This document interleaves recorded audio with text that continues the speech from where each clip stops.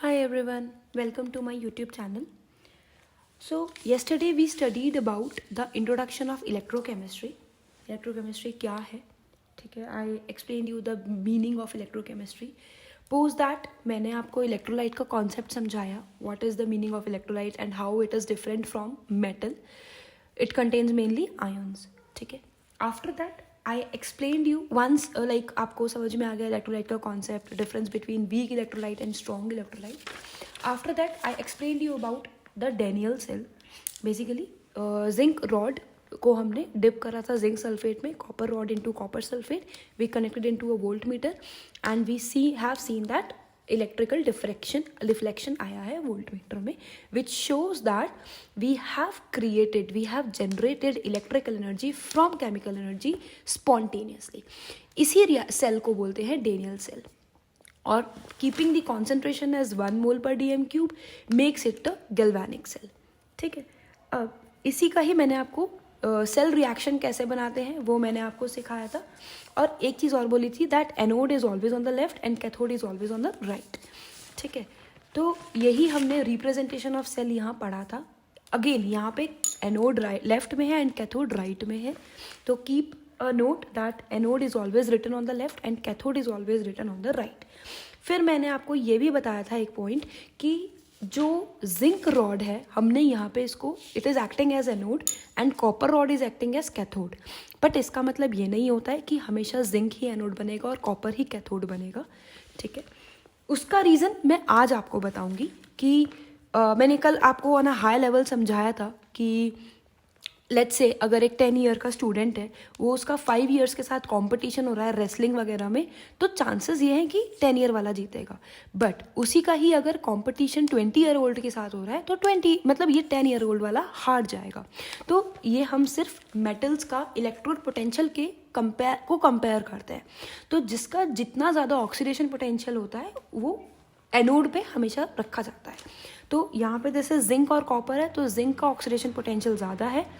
मैं ये आपको बाद में समझाऊंगी. ठीक है, ये पूरा कॉन्सेप्ट आपको बाद में समझाऊंगी. सेकेंडली आज हम ईएमएफ डिस्कस करेंगे. ईएमएफ क्या होता है फर्स्ट हाफ में मुझे लगता है हमारा ये दोनों डिस्कशन हो जाएगा. सेकेंड हाफ में हम लोग डिस्कस करेंगे नर्स्ट इक्वेशन, जो हमारा बहुत इंपॉर्टेंट पार्ट है इस आज की वीडियो का और इस पूरे चैप्टर का, both for CBSE and for ISC. ठीक है, तो प्लीज़ बहुत ध्यान से इस वीडियो को सुनना. नर्स्ट इक्वेशन तो स्पेशली मैं उसकी आपको क्वेश्चंस की अलग से हो सका तो वीडियो भी बनाऊंगी, प्रैक्टिस भी करवाऊंगी बहुत सारी. ठीक है, अब इसमें कल एक इम्पॉर्टेंट पॉइंट जो मैं आपको मिस कर गई थी वो था salt bridge. Salt bridge 1 marks के लिए बहुत इंपॉर्टेंट होता है और वो बहुत ज़्यादा टाइम्स रिपीट होता है क्वेश्चन. ठीक है, मैं ये नहीं कह रही हूँ कि हर साल आता है, बट प्रोबेबिलिटी होती है कि वो बहुत आता है. तो सॉल्ट ब्रिज का आप ध्यान रखिएगा. सॉल्ट ब्रिज का काम क्या होता है कि एक बार सारा इलेक्ट्रॉन्स ट्रांसफर हो जाते हैं कैथोड में, रिएक्शन स्टॉप हो जाती है. क्या होता है ना, यहाँ से एनोड से इलेक्ट्रॉन्स निकलते हैं कैथोड में, तो जब वो मूव करते रहते हैं, फ्लो होता रहता है, तो एक टाइम के बाद करंट फ्लो करना जीरो हो जाता है, जिस टाइम पे सारे इलेक्ट्रॉन्स इधर आ जाते हैं. To maintain the electrical neutrality salt bridge होता है जो रिवर्स काम करता है. वो वापस जो करंट है, इलेक्ट्रॉन्स है, वो मतलब रिवर्स डायरेक्शन में फ्लो करवा देता है. तो बेसिकली आपको सॉल्ट ब्रिज के ऊपर क्वेश्चन अगर आए 1 मार्क में ही आता है, ज़्यादा कभी नहीं आता है, तो आप ध्यान रखिएगा कि सॉल्ट ब्रिज का फंक्शन क्या होता है. It maintains the electrical neutrality of 2 half cell. This is 1 half, this is the other half. दोनों हाफ सेल्स का इलेक्ट्रिकल न्यूट्रलिटी मेंटेन करता है. और इसके अंदर कौन कौन से कंपोनेंट्स होते हैं, एक एग्जांपल के तौर पे मैंने यहाँ लिख दिया एगर एगर एंड केसीएल. ठीक है, तो ये हो गया है. अब मैं स्टार्ट करती हूँ अगेन डेनियल सेल का केस 1 जो हमने कल स्टडी किया था. केस 1 ये था कि जब सारा का सारा हाफ सेल मतलब हमने करंट फ्लो करना स्टार्ट किया. This is a first case when we have connected 2 half cells and electrons have started flowing from anode to cathode. This is case 1. Electrons flow करना चालू किया इधर, करंट का direction flow करना चालू करेगा ऑपोजिट. ये आपको अपने बेसिक क्लासेस में आपने पढ़ लिया होगा. ये एनसीईआरटी में अगर आप देखोगे, so basically this is the case 1 where in आपका इलेक्ट्रॉन्स फ्लो करना चालू कर रहे हैं. ठीक है, आप देख सकते हैं, मैं इसको थोड़ा जूम कर देती हूँ only focusing on the diagram, मतलब दिस केस दैट इलेक्ट्रॉन्स का फ्लो अगर एनोड से कैथोड हो रहा है तो करंट का फ्लो ऑपोजिट होता है, फ्रॉम कैथोड टूवर्ड्स एनोड। ये हमारा केस 1 था। इस टाइम पे हमारा करंट फ्लो करता है। एक टाइम पे जब सारे इलेक्ट्रॉन्स फ्लो करके कैथोड पे आ जाएंगे, at this particular point of time no flow of current, right, no flow of electrons और करंट, दोनों का ही फ्लो बंद हो जाएगा and no chemical reaction, reaction stop हो जाएगा, ठीक है, और कोई भी फ्लो नहीं होगा, ठीक है। थर्ड केस जो है वो इलेक्ट्रोलिटिक सेल का बन जाता है, ठीक है। इस तरह की सेल्स को इलेक्ट्रोलिटिक सेल्स बोलते हैं। ये मैं अभी आपको नहीं बताऊंगी, अभी हम स्किप करेंगे इसको। मैं आपको ये नर्स्ट इक्वेशन के बाद बताऊंगी, क्योंकि मेरा आज मोटिव है आपको नर्स्ट इक्वेशन समझाना। तो केस 1 हमने स्टडी कर लिया, केस 2 कुछ नहीं है, सेल रिएक्शन स्टॉप हो गई, करंट हमारा 0 हो गया, बस यही था केस 2। केस 3 के लिए आप रुक जाइए, ये मैं आपको नेक्स्ट वीडियो में एक्सप्लेन करूंगी, ठीक है। आज मेरा एक्चुअली मोटिव है आपको ईएमएफ समझाने का, और दूसरा मोटिव है मेरे को नर्स्ट इक्वेशन पे फोकस करने का, ठीक है। तो सॉल्ट ब्रिज हो गया। अब मैं आपको ईएमएफ का कॉन्सेप्ट स्टार्ट करवाती हूँ। Basically EMF is electromotive force, और इलेक्ट्रोमोटिव फोर्स एक इलेक्ट्रिकल एक्शन है जो कि प्रोड्यूस होता है बाय नॉन इलेक्ट्रिकल सोर्सेज, ठीक है। आप सिंपल से मतलब इसका डेफिनेशन कहीं नहीं आता है, इसका फॉर्मूला हाँ हम लोग ज़रूर यूज़ करते हैं इलेक्ट्रोमोटिव फोर्स का। इसका फॉर्मूला होता है EMF is equals to E naught cathode minus E naught anode. अब ये जो है इसका मतलब क्या है, इसको मैं बेसिकली नॉट बोल रही हूँ, ठीक है। हम लोग इसको E नॉट बोलते हैं, ठीक है। E नॉट का मतलब क्या होता है, स्टैंडर्ड, इसको मैं आपको बताती हूँ। ई नॉट क्या होता है, जब मोलारिटी जो है दोनों हाफ सेल्स की 1 मोलर होती है, तो ईएमएफ ऑफ द सेल को ई नॉट बोल देते हैं, ठीक है। तो ईएमएफ आप समझ गए हैं कि भैया कोई इलेक्ट्रिकल एक्शन कितना प्रोड्यूस कर रहा है, कोई नॉन इलेक्ट्रिकल सोर्स का। इसका कॉन्सेंट्रेशन अगर आप स्टैंडर्ड ले लो 1 मोलर, तो वो क्या बन जाता है, स्टैंडर्ड इलेक्ट्रोमोटिव फोर्स। क्या बन जाता है, स्टैंडर्ड इलेक्ट्रोमोटिव फोर्स, ठीक है। तो मतलब सिंपल सा कॉन्सेप्ट है, EMF is equals to E cathode minus E anode. अगर आप स्टैंडर्ड ले रहे हैं, कॉन्सेंट्रेशन 1 मोलर ले रहे हैं, तो E naught cathode minus E naught anode, same ही चीज़ है, बस इसमें क्या है, मोलारिटी 1 मोलर है। इन सब में मोलारिटी कितनी है, 1 molar of the 2 half cells, ठीक है। ये काम आता है बट नर्स्ट इक्वेशन में काम आता है। So basically I am trying to create a backup of the Nernst equation, ठीक है। अब क्या होता है, मैं आपको एक स्टार पॉइंट बताना चाहती हूँ इसी में ही, कि जब molarity of 2 half sales different होती है, देखो अब हम डायरेक्ट ही उस पे आते हैं ईएमएफ पे। बेसिकली नर्स्ट इक्वेशन का काम क्या है, नर्स्ट इक्वेशन का काम क्या है, it calculates the EMF of the cell, और ये भी नर्स्ट इक्वेशन में ही काम आता है। एक छोटा सा फॉर्मूला हम बीच में यूज करते हैं। नर्स्ट इक्वेशन का काम क्या होता है, that it calculates the EMF of the cell. क्या है, अब आप बोलोगे कि EMF तो हमको डायरेक्ट यहाँ से मिल ही रहा है, राइट, सिंपल माइनस करो और आंसर निकल जाएगा, तो हम नर्स्ट इक्वेशन की यूज़ करते हैं। नर्स्ट इक्वेशन थोड़ी लेंदी होती है, थोड़ा न्यूमेरिकल उसके डिफिकल्ट होते हैं। तो why are we using Nernst equation when we have this simple सा फॉर्मूला, दिस इज स्टैंडर्ड। मतलब कि जब कॉन्सेंट्रेशन 1 मोलर होती है तब हम ये वाला फॉर्मूला यूज़ करेंगे, but at times when concentration is not 1 molar then we use this Nernst equation. आप समझ गए, जब भी कॉन्सेंट्रेशन आपको 1 मोलर दी जाएगी तो आपको कुछ नहीं करना है, ये वाला फॉर्मूला यूज़ करना है, बट आपको 99% पॉइंट यही है कि 99% आपको 1 मोलर कॉन्सेंट्रेशन नहीं मिलेगी, और मिलेगी भी तो somewhere in the middle of the equation, जिसमें आप छोटा सा यूज़ कर सकते हैं। तो बेसिकली नर्स्ट इक्वेशन का काम क्या है, that it calculates the EMF of the cell and when the concentration is not 1 molar. अब हम चालू करते हैं अपना मेन काम आज का, that is the Nernst equation, ठीक है। अच्छा, एक चीज़ और, ये नर्स्ट इक्वेशन से पहले मैं चाहती हूँ आपको, आप एनोड और कैथोड का कॉन्सेप्ट स्टडी कर लो, मतलब समझ लो। जैसे मैंने आपको बताया था कि हम जस्ट रिलेट करते हैं, ठीक है। तो आप एक चीज़ रट लीजिए, मतलब समझ लीजिए कि एनोड का has more oxidation potential, anode has more oxidation potential, ठीक है, और cathode has more reduction potential. ये आप दिमाग में बैठा लीजिए कि एनोड वही जिसका ऑक्सीडेशन पोटेंशियल ज़्यादा है और कैथोड वही जिसका रिडक्शन पोटेंशियल ज़्यादा है। क्या होता है, नर्स्ट इक्वेशन के लिए जो न्यूमेरिकल दिए जाएंगे उसमें आपको वैल्यूज़ दी जाती है। वो वैल्यूज़ आप बहुत कंफ्यूजिंग होती है कि हम किसको एनोड लें किसको कैथोड लें। उसके लिए मैं आपको बता रही हूँ, जो एनोड है उसका ऑक्सीडेशन पोटेंशियल ज़्यादा होता है और कैथोड का रिडक्शन। ऑक्सीडेशन पोटेंशियल मतलब टेंडेंसी टू लूज इलेक्ट्रॉन, ठीक है। रिडक्शन पोटेंशियल मतलब टेंडेंसी टू एक्सेप्ट इलेक्ट्रॉन, या फिर लूज नहीं कर पाता है इतनी कंपैरिजन टेंडेंसी, इतनी स्ट्रॉन्ग टेंडेंसी से। जैसे कि जिंक है और कॉपर है, दोनों ही इलेक्ट्रॉन्स लूज करते हैं। जिंक चाहता है मैं जिंक 2 पॉजिटिव बन जाऊँ इलेक्ट्रॉन लूज करके, और कॉपर भी चाहता है कि मैं लूज करके 2 इलेक्ट्रॉन्स और कॉपर 2 पॉजिटिव बन जाऊँ। दोनों की ही टेंडेंसी है कि वो पॉजिटिव कटायंस में कन्वर्ट हो जाए, मतलब कटायंस में कन्वर्ट हो जाए। लेकिन अगर मैं दोनों को कंपेयर करूं तो जिंक का टेंडेंसी ज़्यादा स्ट्रॉन्ग है, जिंक का tendency to lose electron is greater. तो इस केस में जिंक को हमने बनाया था एनोड और कैथोड को हमने बनाया था कॉपर, ठीक है।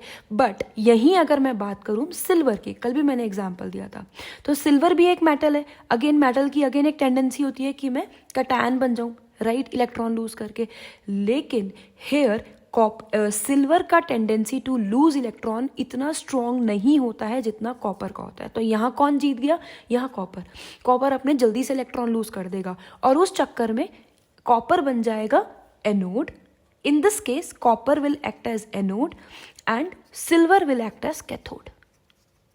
समझ में आ गया? In the same way, there are some of the metals जहाँ पे जिंक जो है वो कैथोड की तरह रिएक्ट करता है, क्योंकि उसका टेंडेंसी वो नीचे हो जाता है, वो दब जाता है, और इससे भी स्ट्रॉन्ग ऑक्सीडेशन पोटेंशियल वाला मेटल एनोड की तरह काम कर जाएगा और ये कैथोड की तरह काम कर जाता है, ठीक है। तो एक छोटा सा मैं एग्जांपल आपको, एक पहले इस पे बेस्ड एक छोटा सा न्यूमेरिकल कर लेते हैं, फिर नर्स्ट इक्वेशन पे आएंगे। और एक और चीज़ मैं आपको बताना चाहती हूँ कि याद रखना कि एक मिनट, एक और चीज़ आपको बताती हूँ कि हाँ, मतलब ये जो आपने बेसिक समझ लिया ना कि जिसका ऑक्सीडेशन पोटेंशियल ज़्यादा होगा वो एनोड होगा और जिसका रिडक्शन पोटेंशियल ज़्यादा होगा वो कैथोड होगा, ठीक है। इसमें एक न्यूमेरिकल में आपको देते हैं करने के लिए, E naught of zinc to zinc 2 positive is 0.76 volt, ठीक है।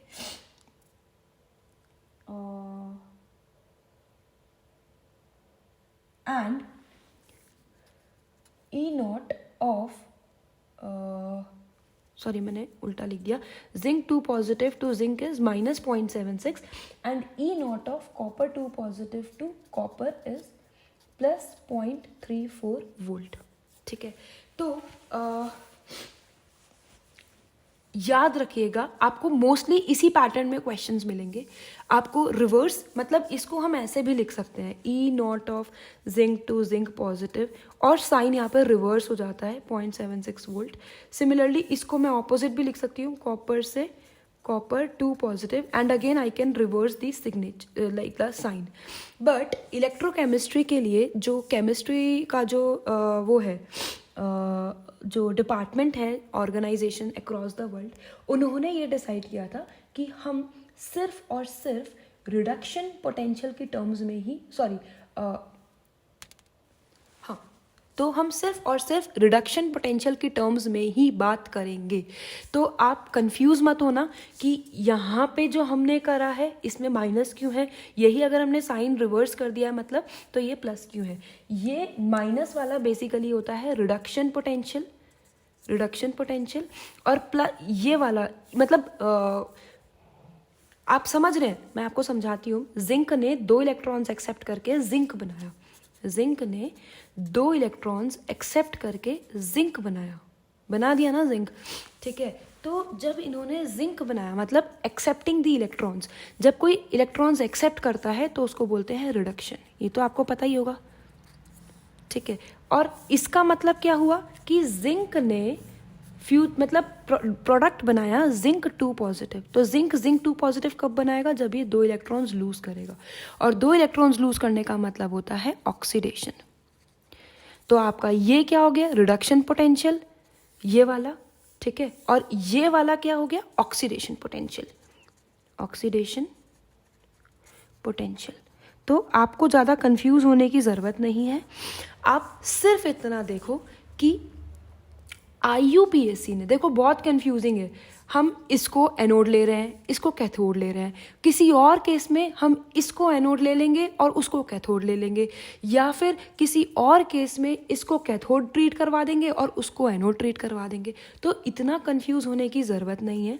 इसकी बजाय IUPAC ने, उसमें भी यहाँ पे हम इसकी वैल्यू को नेगेटिव ले रहे हैं और यहाँ पे उसी सेम वैल्यू को पॉजिटिव ले रहे हैं, एंड सेम यहाँ पे कर रहे हैं, उल्टा पुल्टा।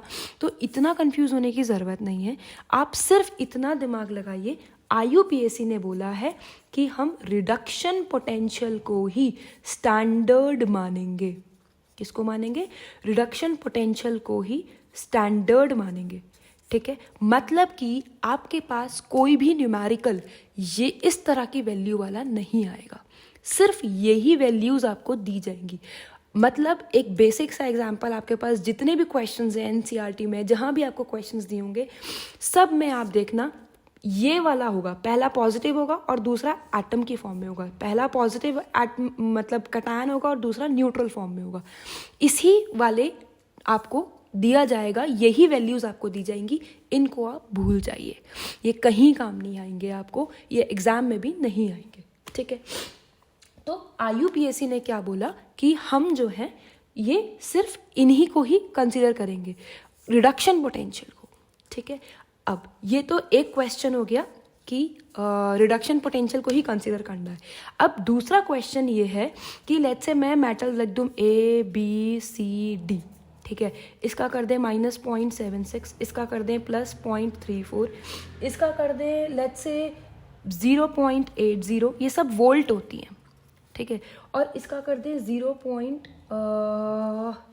कुछ भी कर लेते हैं, माइनस में चले लेते हैं, चलो -1 नहीं हुआ, 0.92 फॉर एग्जाम्पल वोल्ट, ठीक है। तो मैंने ये 4 आपको एग्जाम्पल्स के तौर पे मेटल्स दिए हैं, ठीक है।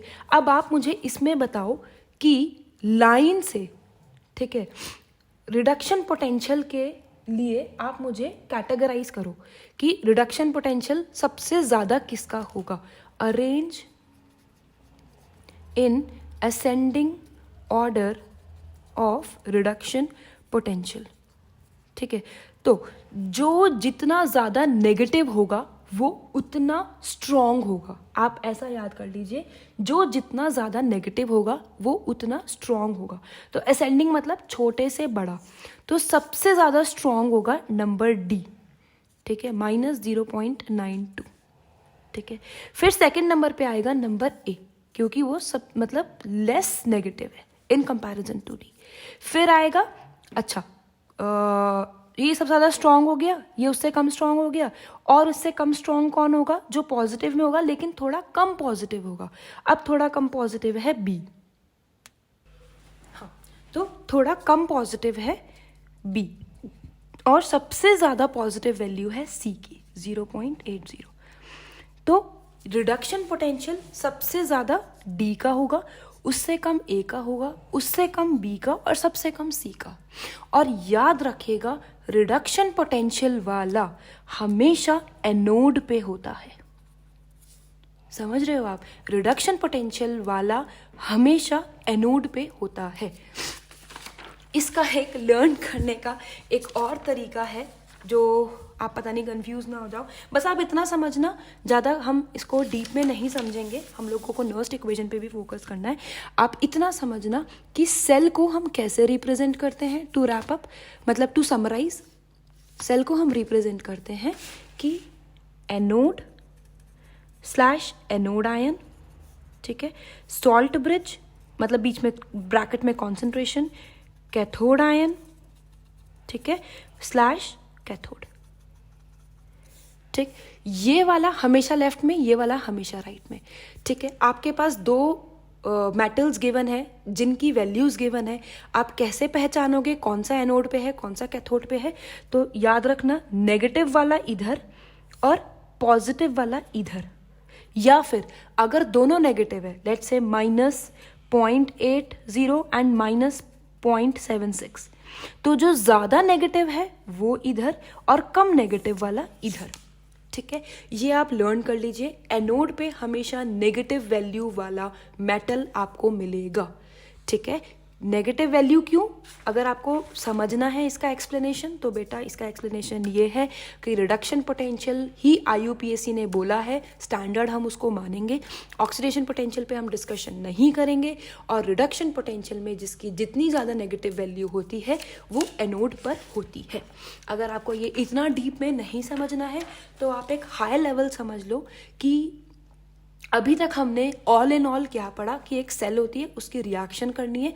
रिएक्शन इस तरह से लिखी जाती है। अगर आपको दो मेटल दिए हैं तो कैसे पता चलेगा कौन लेफ्ट में आएगा कौन राइट में आएगा? तो बस ऐसे समझ लेना, जिसकी ज़्यादा नेगेटिव होगी वो लेफ्ट में, जिसका कम नेगेटिव होगा वो राइट में, ठीक है। मैं आपको दो एग्जाम्पल देती हूँ। अब लेट्स से मैं दोनों नेगेटिव वाला लेती हूँ, ठीक है। अगर ये मैंने आपको लिया ये -0.8 वाला एनोड पे आएगा और -0.6 वाला कैथोड पे आएगा। ये जब दोनों नेगेटिव थे, मतलब ज़्यादा नेगेटिव वाला एनोड, कम नेगेटिव वाला कैथोड।